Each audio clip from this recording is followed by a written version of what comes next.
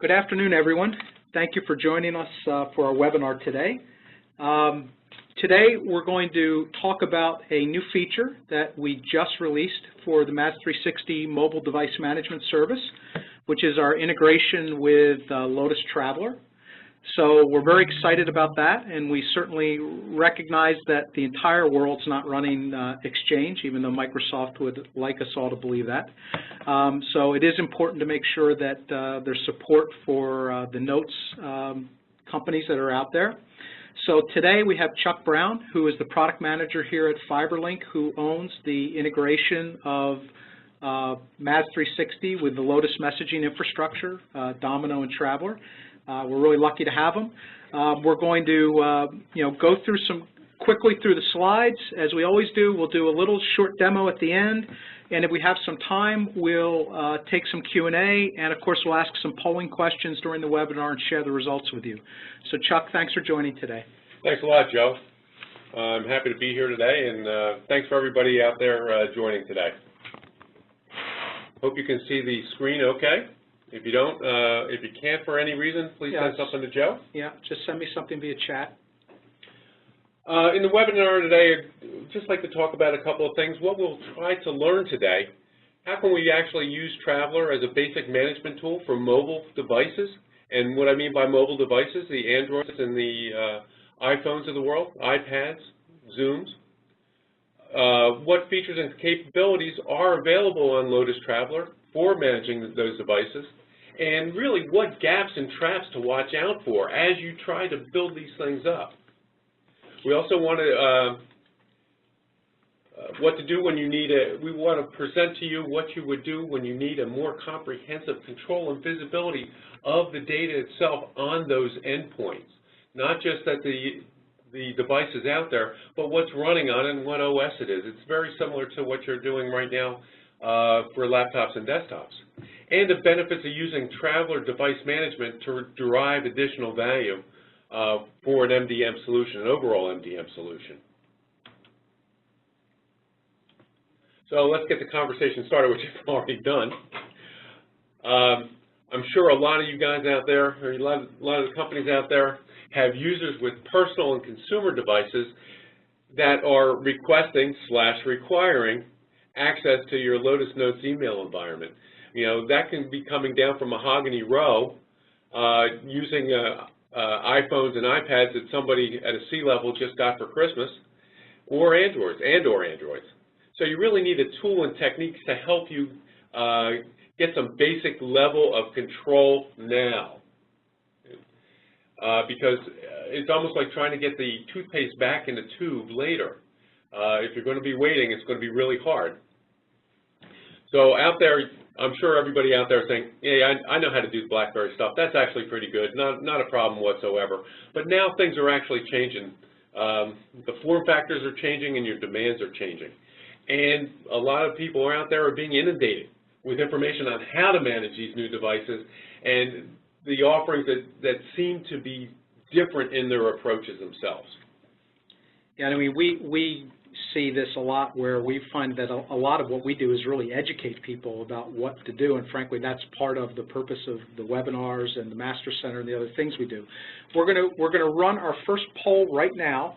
So I'm going to open it up, and then Chuck will keep going. Basically, what we're seeing is companies that have some, BlackBerry infrastructure, BES infrastructure in place.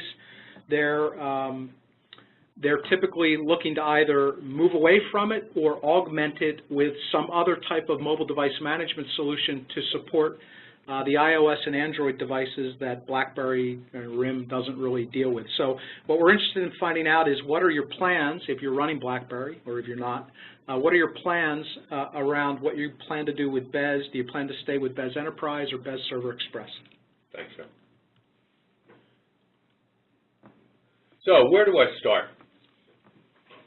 Lotus, in all its different forms, has been around for many years.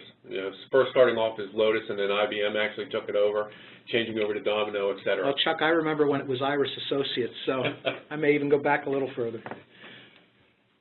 So things have actually changed a heck of a lot, and it is a good product overall. But we need to get Domino, which is now the overlaying or the umbrella infrastructure itself, and we must be up to a 8.5.2 level for proper Traveler support.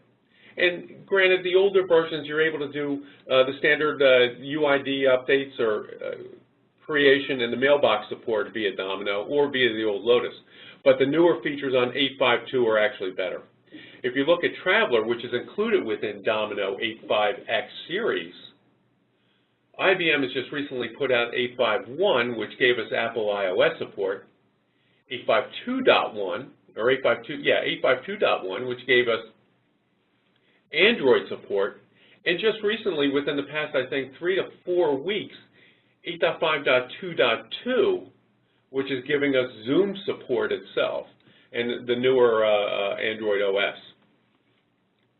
And on top of that, Traveler is still supporting some legacy operating systems, both on Symbian and Windows Mobile. And we know that IBM is actually pushing out, because we've been discussing this with them recently, on updated support for Windows Phone 7. Okay, so we've shared the results from the first poll, and I guess the way I would interpret this is people are pretty much staying with what they've got. If they've got BlackBerry Enterprise, they're sticking with that. If they've already got BES Express deployed, it sounds like they really wouldn't be going the other way towards the Enterprise version. And I doubt at this point, if somebody's not supporting BlackBerry, that they're going to start, right? So that leaves only 2% that actually plan on moving forward with something. So that's kind of interesting data, and that kind of confirms what we're seeing, which is there's this kind of, I'll call it legacy BlackBerry infrastructure at most companies, and what they're looking to do now is figure out how to start the transition away from it while coexisting with it while they need to. And supporting the consumerization of these smartphone devices that everybody seems to have today. Right, absolutely. And the prices are getting better and better. So we're going to run our second poll right now, and this one gets a little bit more to the point here for all the notes and Domino admins out there. So we really want to get some information about what version or versions of Domino you're running. Okay. I just wanted to bring up one more thing on the different pieces out there for Apple iOS support and Android support. The Android support is 2.2 and greater, and the iOS support is 3.x and greater on Traveler itself. So what we wanted to also do is what can we do with these tools? There is some basic device visibility and asset management in Traveler itself, and I'll show you a couple of screenshots in a few. And they're showing about 10 or more different device attributes. And you're able to create basic or default policies for these devices, and it'll allow you to do a few different actions like wipes, removes, and blocks. And if you're blocking that device, you're also able to approve that device later for email synchronization. So what are the steps to get this thing done? Well, we're already up on, we have to assume we're up on Domino 8.5.2. So now the thing is to do is to turn on Traveler, really configure Traveler, which is part of that package itself, when you go out and buy it off of IBM or acquire it in one way or another. So you're building Traveler on top of the Domino domain, in the Domino domain, and you need to monitor for new devices. But as everybody knows out there, I'm sure people are quite familiar with creating user IDs or users out there in the Domino world.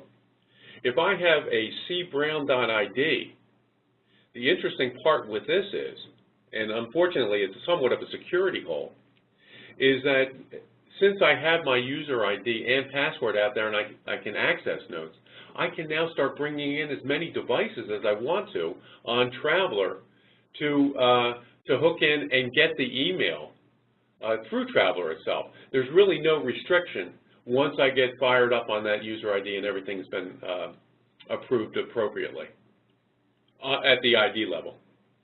So as I just said, once a person has a user ID, the multiple devices can be used and brought in by easily downloading and installing the Traveler Notes, the Notes application from the servlet Traveler of your server itself.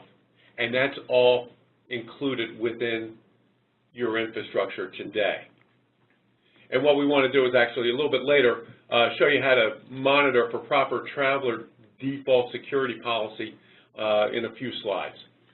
So we've just posted the results from the previous poll. So it looks like most people are on 851 or 852. So Okay. most are on 852, about almost 80% on one of those two versions.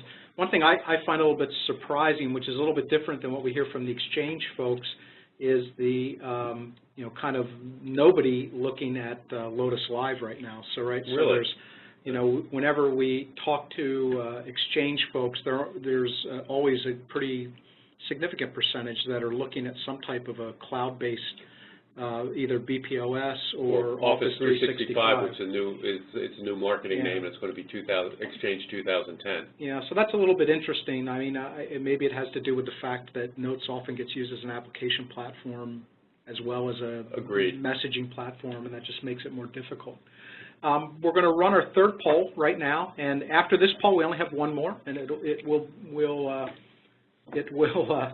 I promise you, it won't be for a while. So we just want to find out a little bit more about the typical architecture, domain architecture for most companies. Within Domino itself. Right. And multiple OUs, et cetera.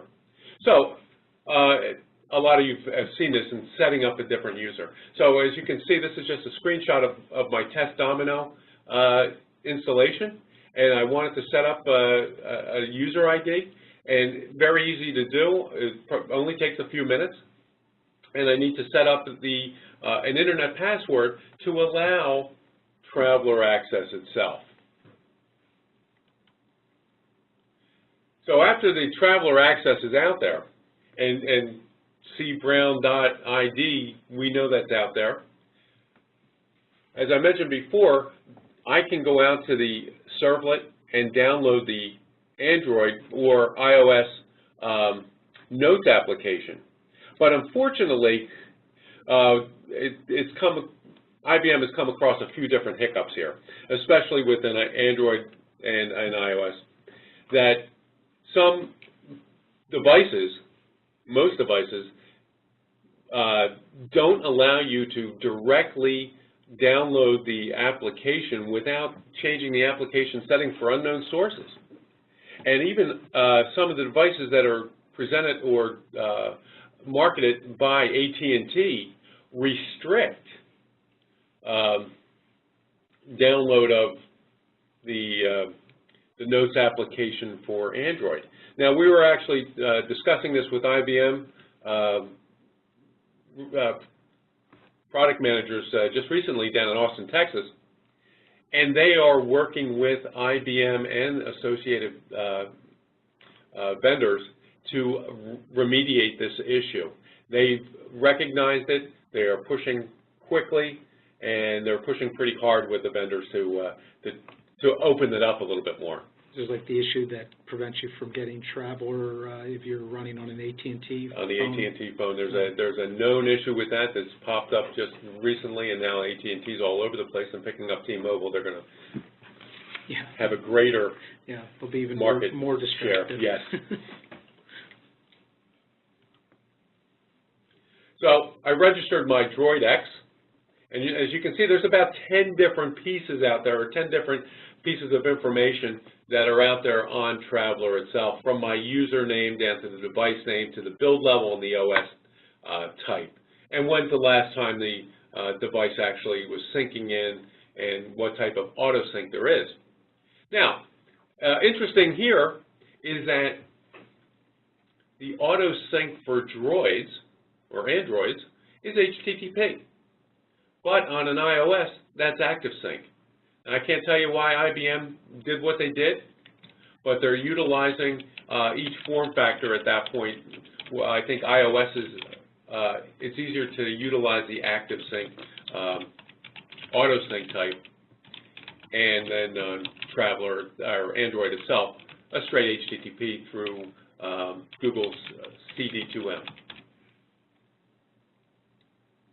But as you can see, overall, not a heck of a lot of data out there. So now that you've turned it on, we want to really talk about a couple of gaps to be aware of. Excuse me.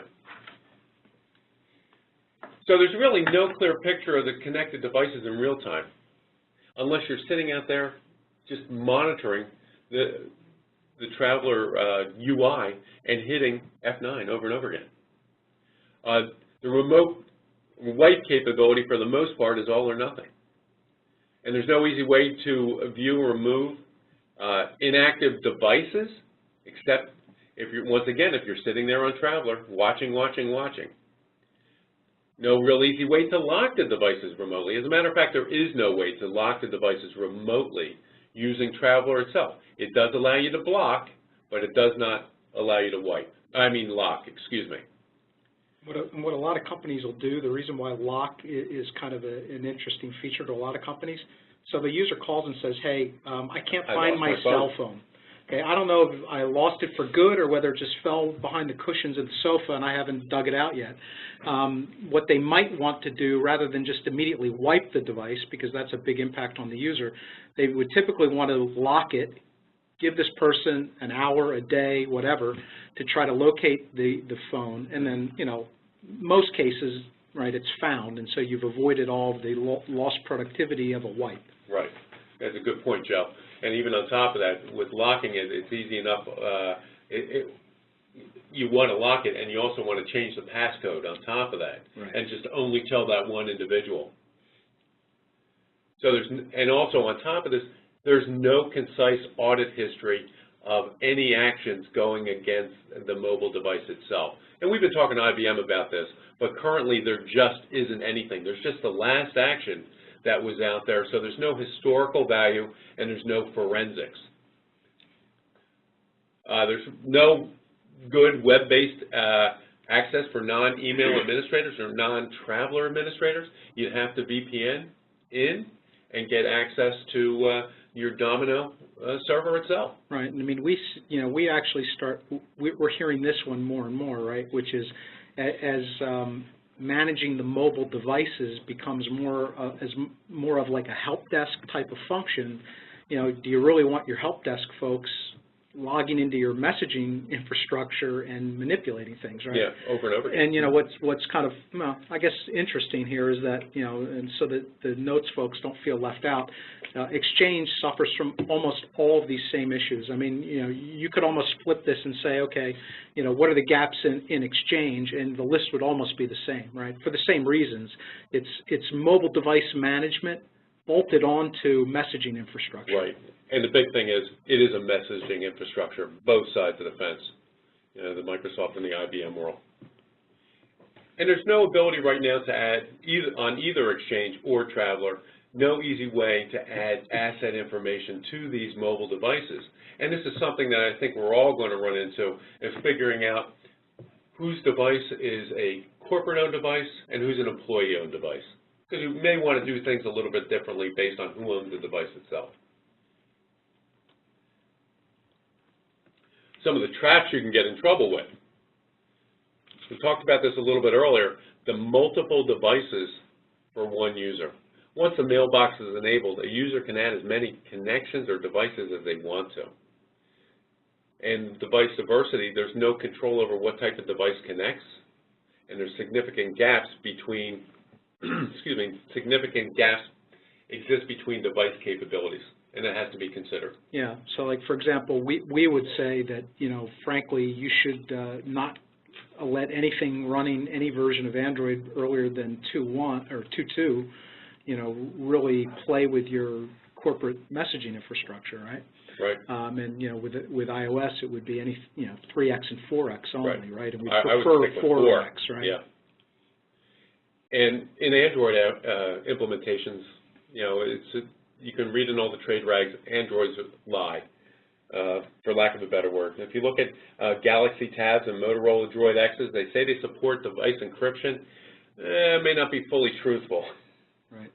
And iOS, or Apple's iOS 4.0, the jailbreak detection is not exactly correct. So a couple of these different things, you know, you really want to understand, is the device rooted or jailbroken, and does the device support correctly device encryption. Right, and because you want to make sure that you're setting policies in an appropriate way for the type of device that or the type of capabilities that device is reporting it can support. And, you know, it's not easy. No, it isn't. So supported traveler policies, the basics itself, for iOS and Android, yeah, we can enforce or Traveler can enforce password on the device itself, minimum password length, all the normal stuff, number of password failed attempts, or maximum failed attempts on the password, complexity in the password requiring both numbers and letters, the inactivity over time, and the number of wrong passwords before wiping the device and having a hard reset. A couple other things that Traveler policies also support: password expiration, password history, minimum number of complex characters, and allowing the camera on an iOS and requiring device encryption.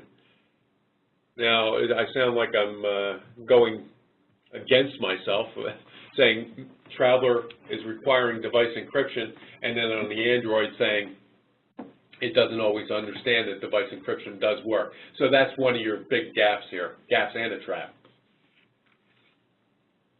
Okay. So here's a couple of screenshots. I'm sure if you're familiar with Traveler itself, on the Android settings, this is pretty much all you can set. You got a password and what type it is and how many wrong passwords before wiping, and prohibit devices incapable of security enablement, encryption. Yeah, so it's pretty basic. Very basic. Device management. Still serves a purpose, right? But maybe we want something more in the long run. And same here on the Apple iOS settings. A little bit more, but not much more. You got the same password generation information at the top. Get a little bit better on the password history count and auto lock on the period, but you can also prohibit the camera and prohibit the devices incapable of security enablement. So it's very similar between the two sets of devices, somewhat minimal, but still serves a purpose. All right.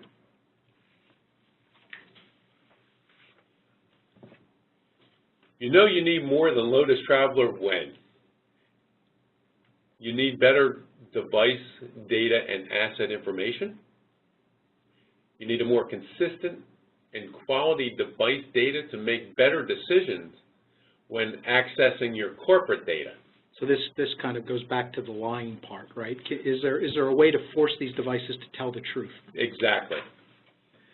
And you need a consistent way to deal with the variations of devices and vendors, and that is just growing exponentially, unfortunately. You need important and granular actions, and even more than just locking the device and doing a selective wipe. And you know what, going back to your lost device, Joe, you can lock it, but you also want to go out and maybe locate it and tell the person where it is. Right. And you would like to delegate administrative activities away from your Lotus Notes, or I'm sorry, your Domino Traveler administrator, just to your mobile device administrator. Right. You may want to shift that over to a security person. Right. Well, yeah. Do you really need your Domino administrator to reset a password? Right. Absolutely. That's kind of a trivial action for someone, you know. A highly paid individual. Yeah, someone in that role. Right.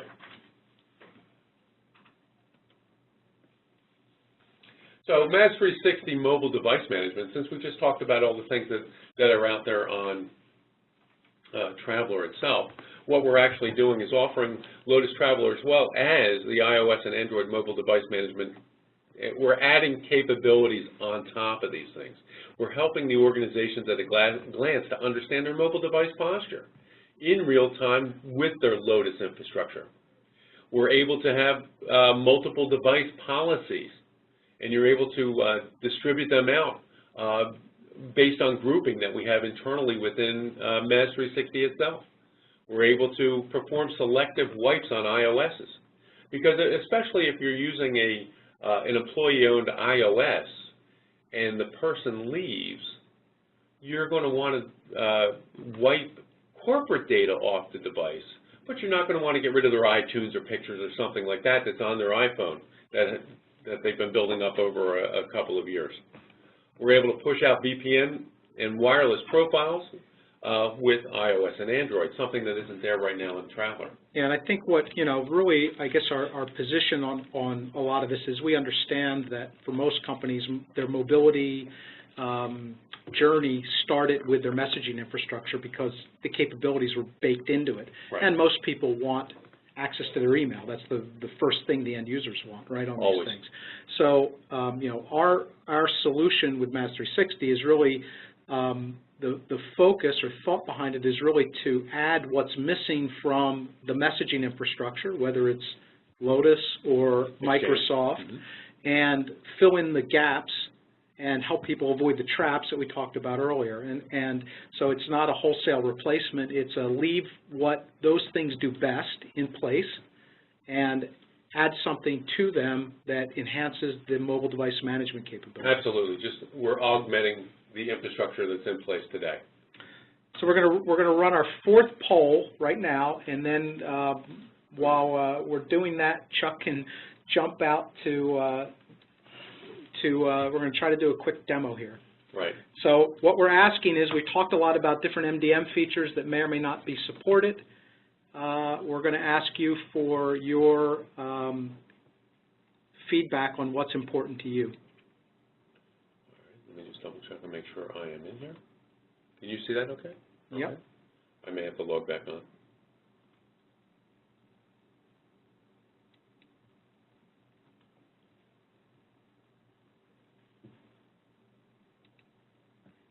It's just taking a moment. Sorry, guys. Going through WebEx.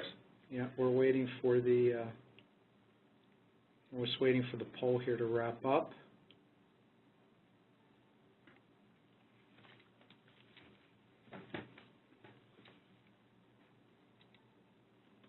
I timed out. Just give me a second. I'll log back in. We love doing this, even though it's trying to get this under the 30-minute. We've got our. Yeah. I'm just going to flip back to some screens instead, because we're up against the time limit here. So this is our main page itself, and as you notice, right in the middle, it's derived for Lotus Traveler Manager.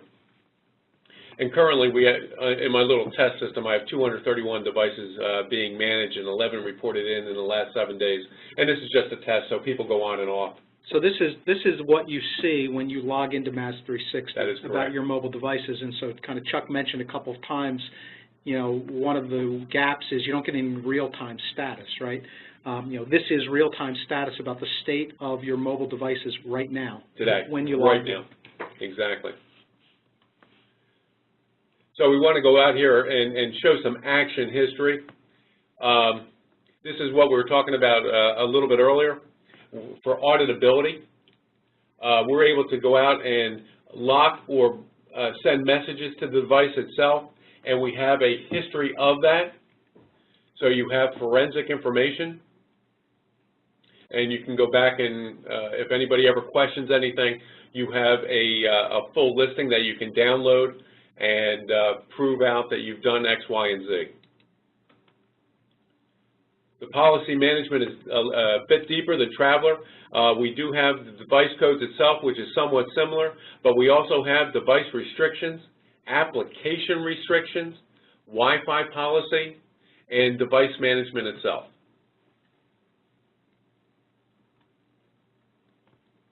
Once again, audit history. For policy, if we're going out and building different policy, I'm going out to publish it. So things get changed over time. If I wanted to change the password from 4 digits to 6 digits and make it complex, I can actually build that up, change it, and then publish it out to certain individuals to get it. As Joe could get it, but I may not get that same policy.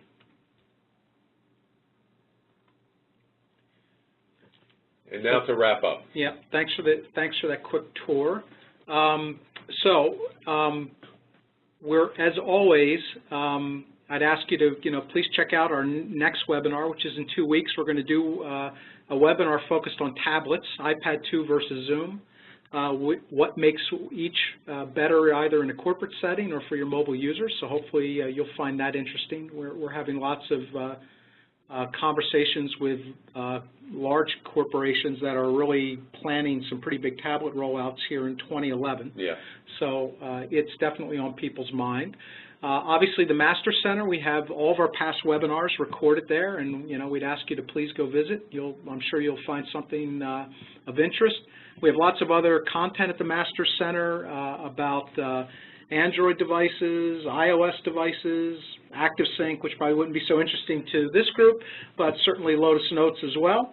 Compare and contrast. Right. So please go visit there. In about 15 minutes, you'll all be receiving an email that will have a link to today's slides. You'll be able to click on that, and obviously the screens that Chuck just showed you for the Mass 360 portal the service is up and running and available right now.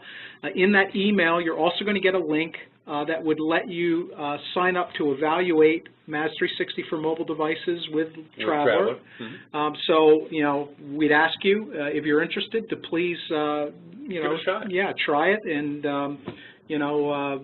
see if it's going to work for you in your environment. It's pretty easy to set up. Sign up, we'll get back in touch with you and work with you to get things set up on our end, and usually it's a pretty quick process. It's usually about 10 to 15 minutes to get it installed within your Lotus environment and start reporting in right away. Yeah. I did get some questions during the webinar, but since we've gone over a little bit, I'm going to, what I'll do is we'll get them all answered and we'll post them back to the Master Center, to the same link that you'll get in your email, where you can get the slides, and we'll also post the recorded version of the webinar there in the next day or two. So thanks again, folks, for joining, and we'll see you in 2 weeks. Thank you.